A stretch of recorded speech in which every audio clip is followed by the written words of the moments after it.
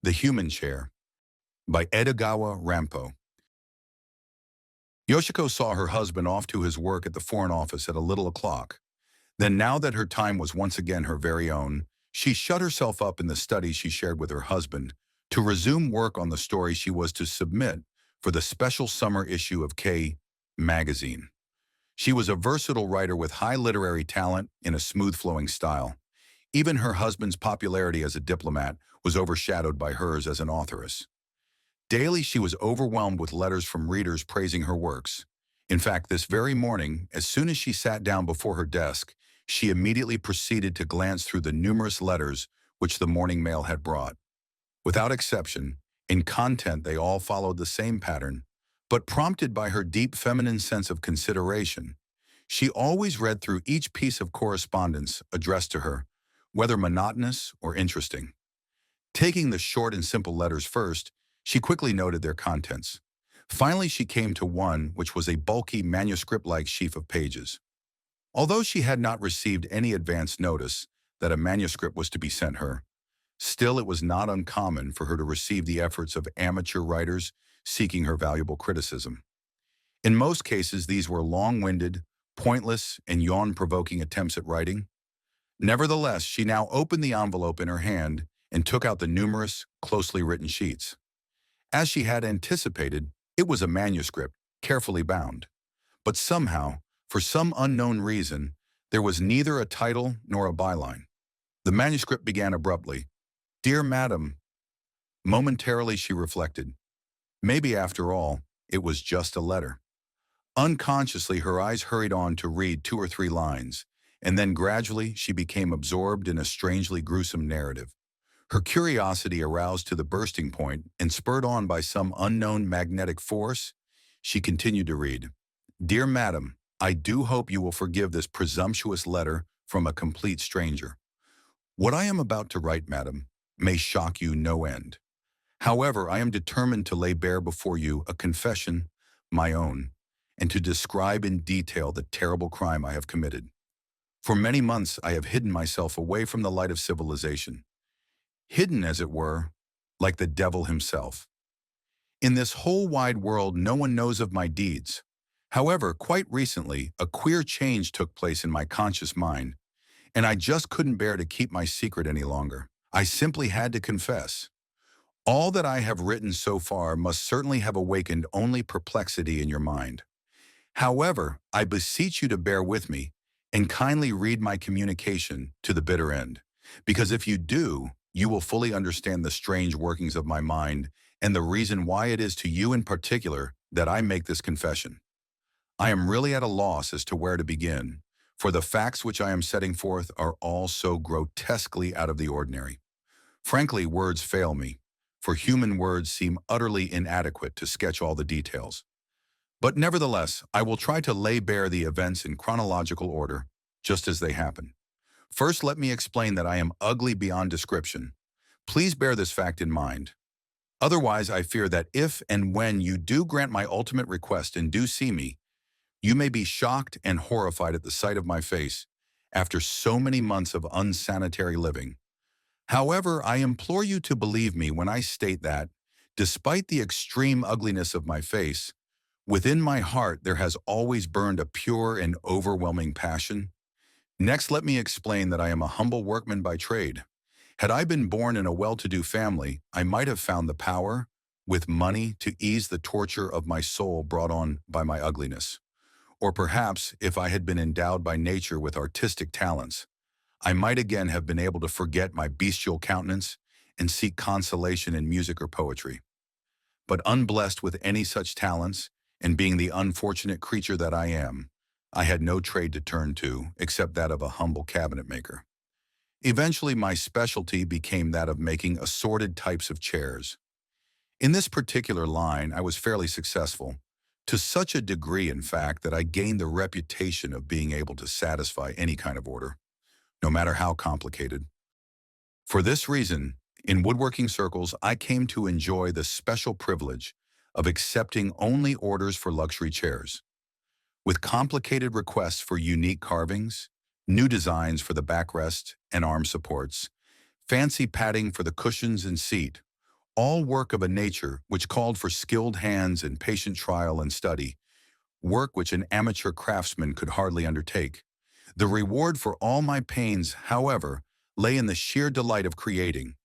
You may even consider me a braggart when you hear this, but it all seemed to me to be the same type of thrill which a true artist feels upon creating a masterpiece. As soon as a chair was completed, it was my usual custom to sit on it to see how it felt, and despite the dismal life of one of my humble professions, at such moments I experienced an indescribable thrill.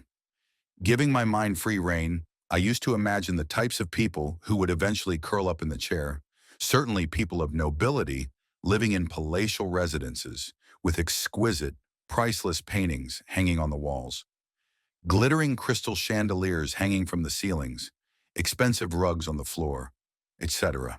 And one particular chair, which I imagined standing before a mahogany table, gave me the vision of fragrant western flowers scenting the air with sweet perfume.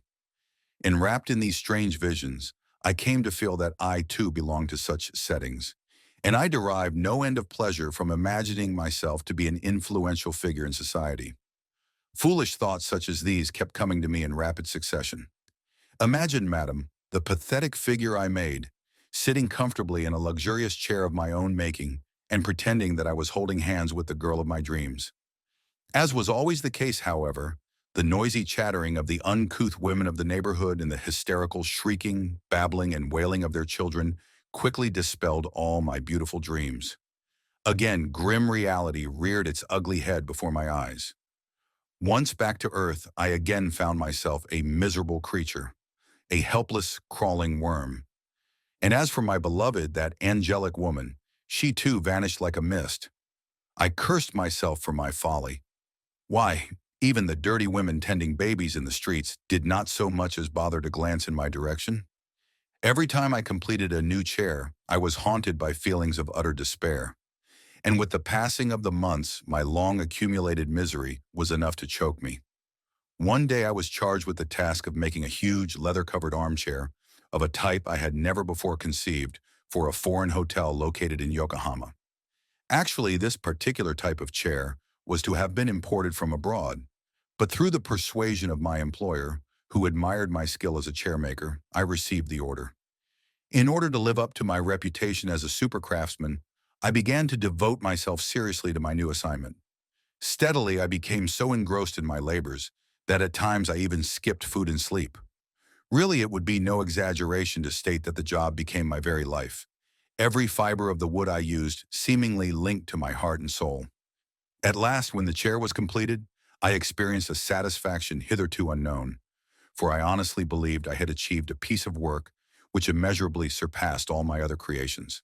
As before, I rested the weight of my body on the four legs that supported the chair, first dragging it to a sunny spot on the porch of my workshop.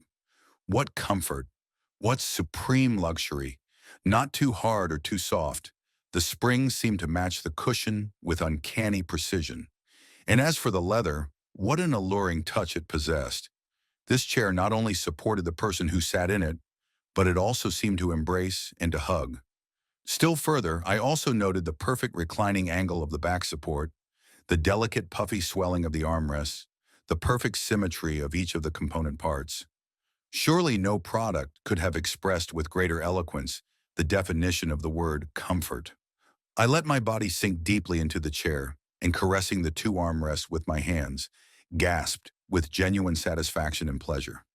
Again, my imagination began to play its usual tricks, raising strange fancies in my mind. The scene which I imagined now rose before my eyes so vividly that, for a moment, I asked myself if I were not slowly going insane. While in this mental condition, a weird idea suddenly leaped to my mind. Assuredly, it was the whispering of the devil himself. Although it was a sinister idea, it attracted me with a powerful magnetism which I found impossible to resist. At first, no doubt, the idea found its seed in my secret yearning to keep the chair for myself. Realizing, however, that this was totally out of the question, I next longed to accompany the chair wherever it went. Slowly but steadily, as I continued to nurse this fantastic notion, my mind fell into the grip of an almost terrifying temptation. Imagine, madam, I really and actually made up my mind to carry out that awful scheme to the end, Come what may.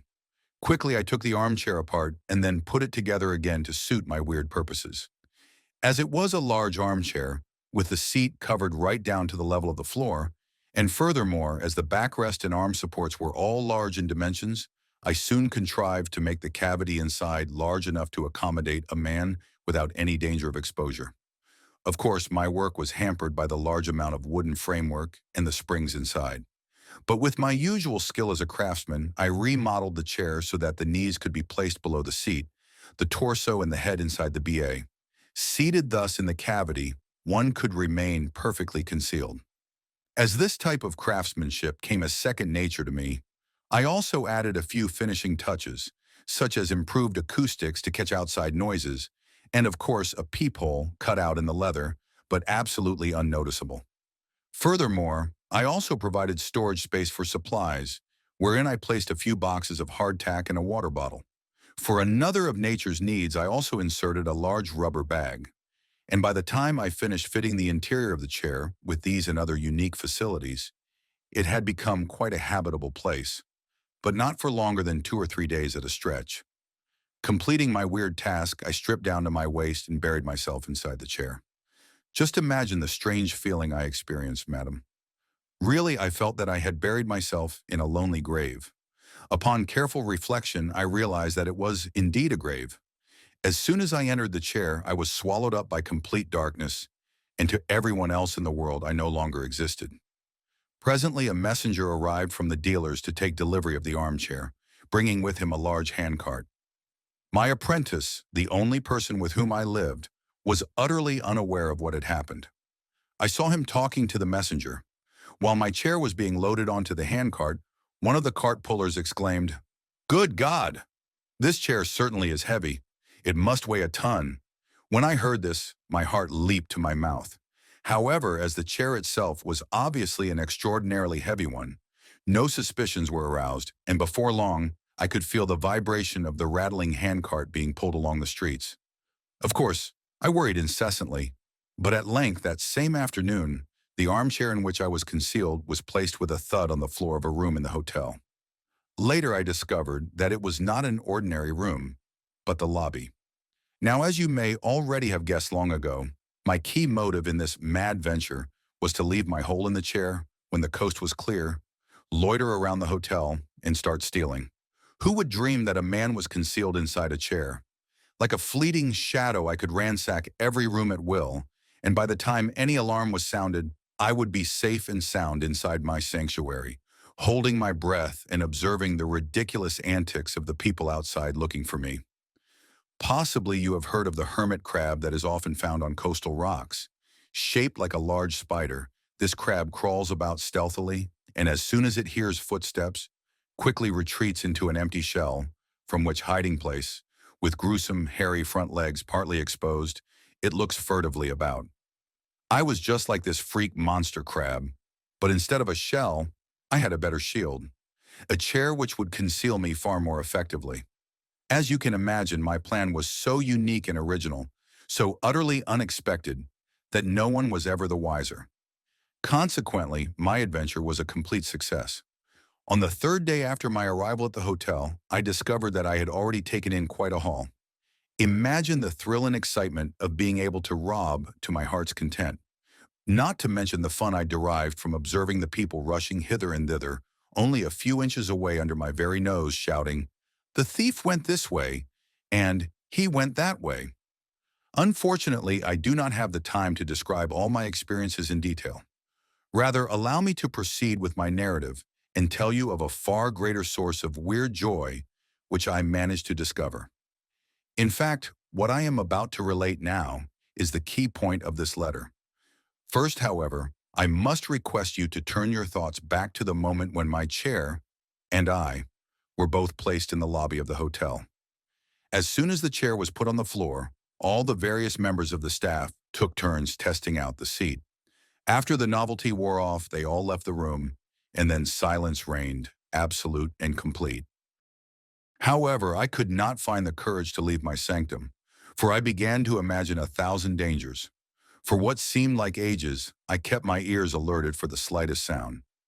After a while, I heard heavy footsteps drawing near, evidently from the direction of the corridor. The next moment, the unknown feet must have started to tread on a heavy carpet, for the walking sound died out completely. Sometime later, the sound of a man panting, all out of breath, assailed my ears. Before I could anticipate what the next development would be, a large, heavy body like that of a European fell on my knees and seemed to bounce 2 or 3 times before settling down. With just a thin layer of leather between the seat of his trousers and my knees, I could almost feel the warmth of his body. As for his broad, muscular shoulders, they rested flatly against my chest, while his 2 heavy arms were deposited squarely on mine. I could imagine this individual puffing away at his cigar, for the strong aroma came floating to my nostrils. Just imagine yourself in my queer position, madam, and reflect for a brief moment on the utterly unnatural state of affairs. As for myself, however, I was utterly frightened, so much so that I crouched in my dark hideout as if petrified, cold sweat running down my armpits. Beginning with this individual, several people sat on my knees that day as if they had patiently awaited their turn. No one, however, suspected even for a fleeting moment that the soft cushion on which they were sitting was actually human flesh with blood circulating in its veins, confined in a strange world of darkness. What was it about this mystic hole that fascinated me so? I somehow felt like an animal living in a totally new world. And as for the people who lived in the world outside, I could distinguish them only as people who made weird noises, breathed heavily, talked, rustled their clothes, and possessed soft, round bodies. Gradually, I could begin to distinguish the sitters just by the sense of touch rather than of sight. Those who were fat felt like large jellyfish, while those who were especially thin made me feel that I was supporting a skeleton. Other distinguishing factors consisted of the curve of the spine, the breadth of the shoulder blades, the length of the arms, and the thickness of their thighs, as well as the contour of their bottoms. It may seem strange, but I speak nothing but the truth when I say that, although all people may seem alike, there are countless distinguishing traits among all men which can be seen merely by the feel of their bodies. In fact, there are just as many differences as in the case of fingerprints or facial contours. This theory, of course, also applies to female bodies. Usually, women are classified in 2 large categories: the plain and the beautiful. However, in my dark, confined world inside the chair, facial merits or demerits were of secondary importance, being overshadowed by the more meaningful qualities found in the feel of flesh, the sound of the voice, body odor. Madam, I do hope you will not be offended by the boldness with which I sometimes speak.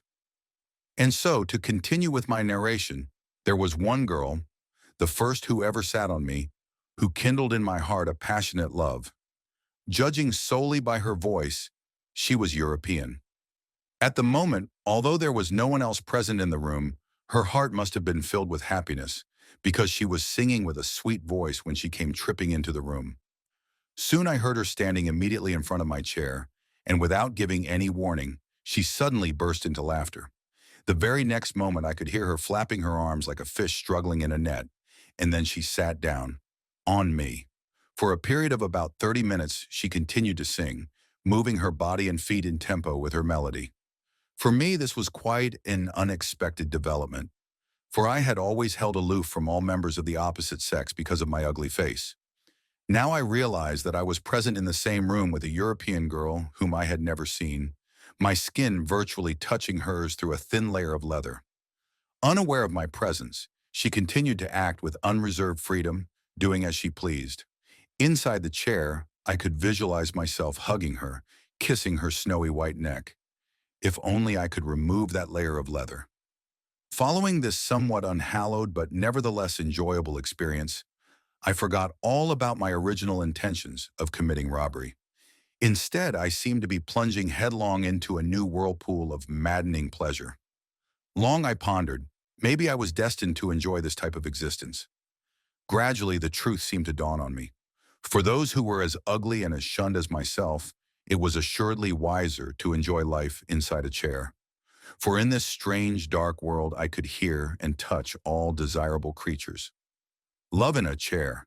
This may seem altogether too fantastic.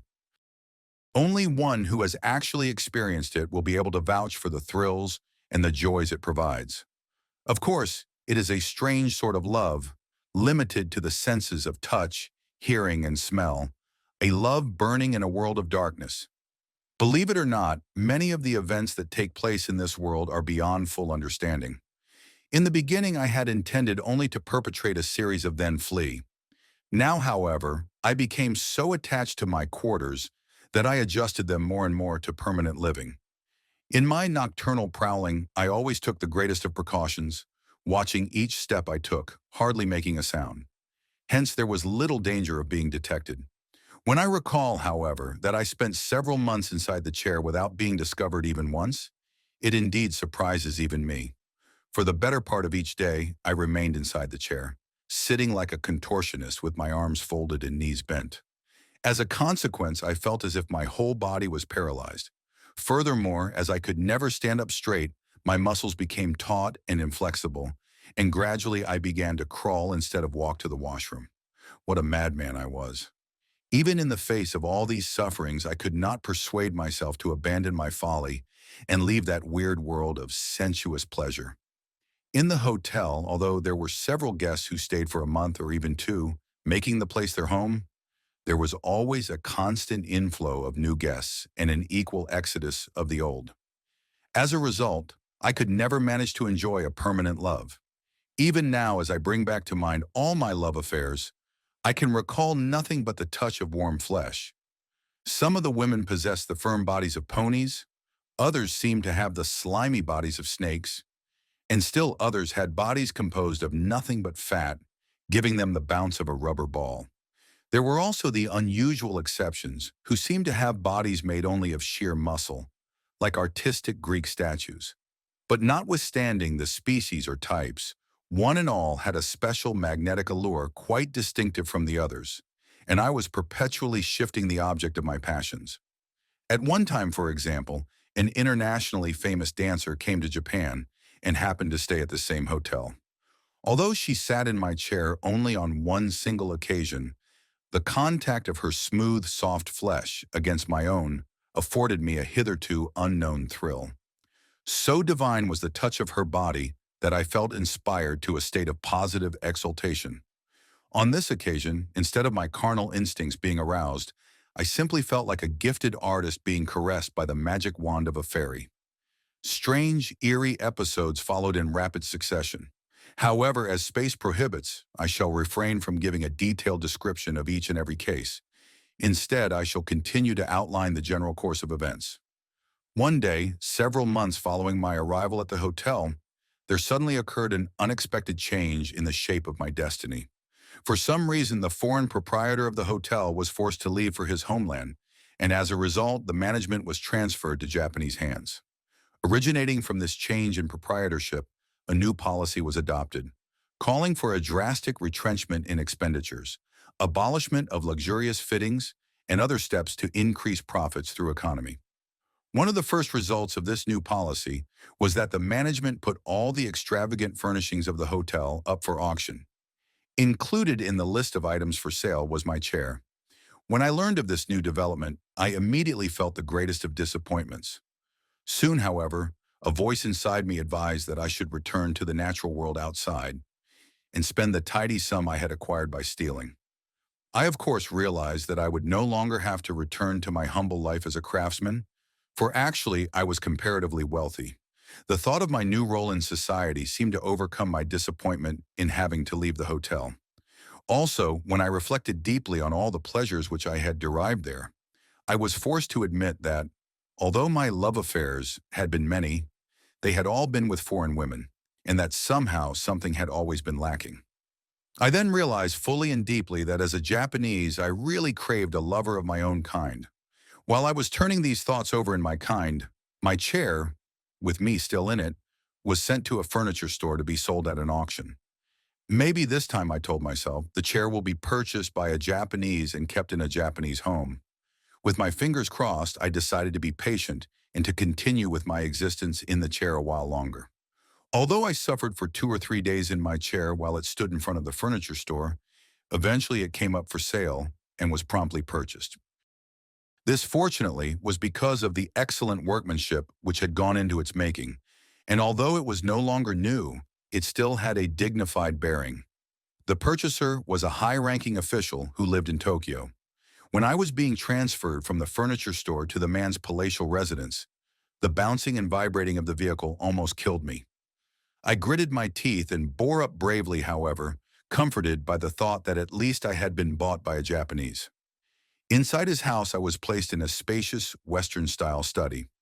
One thing about the room, which gave me the greatest of satisfactions, was the fact that my chair was meant more for the use of his young and attractive wife than for his own. Within a month, I had come to be with the wife constantly, united with her as one, so to speak. With the exception of the dining and sleeping hours, her soft body was always seated on my knees for the simple reason that she was engaged in a deep thinking task. You have no idea how much I love this lady. She was the first Japanese woman with whom I had ever come into such close contact, and moreover, she possessed a wonderfully appealing body. She seemed the answer to all my prayers. Compared with this, all my other affairs with the various women in the hotel seemed like childish flirtations, nothing more. Proof of the mad love which I now cherished for this intellectual lady was found in the fact that I longed to hold her every moment of the time. When she was away, even for a fleeting moment, I waited for her return, like a love-crazed Romeo yearning for his Juliet. Such feelings I had never hitherto experienced. Gradually, I came to want to convey my feelings to her, somehow. I tried vainly to carry out my purpose, but always encountered a blank wall, for I was absolutely helpless. Oh, how I longed to have her reciprocate my love. Yes, you may consider this the confession of a madman, for I was mad, madly in love with her. But how could I signal to her? If I revealed myself, the shock of the discovery would immediately prompt her to call her husband and the servants. And that, of course, would be fatal to me, for exposure would not only mean disgrace, but severe punishment for the crimes I had committed. I therefore decided on another course of action, namely, to add in every way to her comfort and thus awaken in her a natural love for the chair. As she was a true artist, I somehow felt confident that her natural love of beauty would guide her in the direction I desired. And as for myself, I was willing to find pure contentment in her love, even for a material object, for I could find solace in the belief that her delicate feelings of love for even a mere chair were powerful enough to penetrate to the creature that dwelt inside, which was myself. In every way I endeavored to make her more comfortable every time she placed her weight on my chair. Whenever she became tired from sitting long in one position on my humble person, I would slowly move my knees and embrace her more warmly, making her snugger. And when she dozed off to sleep, I would move my knees ever so softly to rock her into a deeper slumber. Somehow, possibly by a miracle, or was it just my imagination, this lady now seemed to love my chair deeply, for every time she sat down, she acted like a baby falling into a mother's embrace, or a girl surrendering herself into the arms of her lover. And when she moved herself about in the chair, I felt that she was feeling an almost amorous joy. In this way, the fire of my love and passion rose into a leaping flame that could never be extinguished. And I finally reached a stage where I simply had to make a strange, bold plea. Ultimately, I began to feel that if she would just look at me, even for a brief passing moment, I could die with the deepest contentment.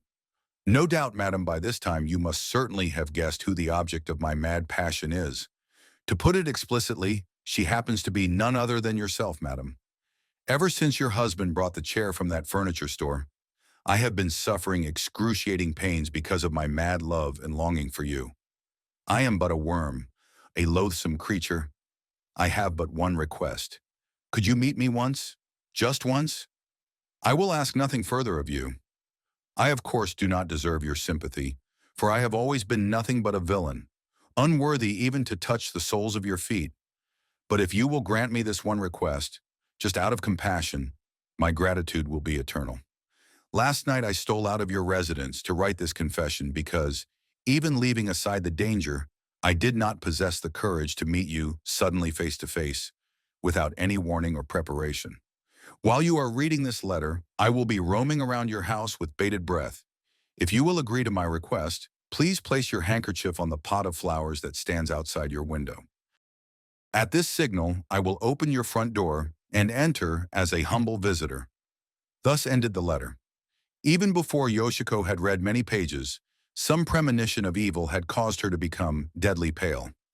Rising unconsciously, she had fled from the study, from that chair upon which she had been seated, and had sought sanctuary in one of the Japanese rooms of her house.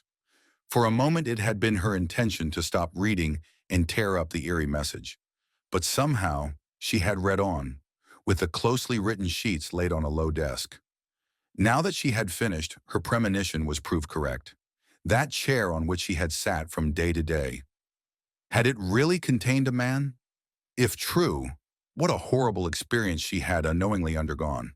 A sudden chill came over her, as if ice water had been poured down her back, and the shivers that followed seemed never to stop. Like one in a trance, she gazed into space. Should she examine the chair? But how could she possibly steel herself for such a horrible ordeal? Even though the chair might now be empty, what about the filthy remains, such as the food and other necessary items, which he must have used? "Madam, a letter for you." With a start, she looked up and found her maid standing at the doorway with an envelope in her hand. In a daze, Yoshiko took the envelope and stifled a scream. Horror of horrors! It was another message from the same man. Again, her name was written in that same familiar scrawl. For a long while she hesitated, wondering whether she should open it. At last she mustered up enough courage to break the seal and shakingly took out the pages. This second communication was short and curt, and it contained another breathtaking surprise. "Forgive my boldness in addressing another message to you. To begin with, I merely happen to be one of your ardent admirers. The manuscript which I submitted to you under separate cover was based on pure imagination and my knowledge that you had recently bought that chair. It is a sample of my own humble attempts at fictional writing.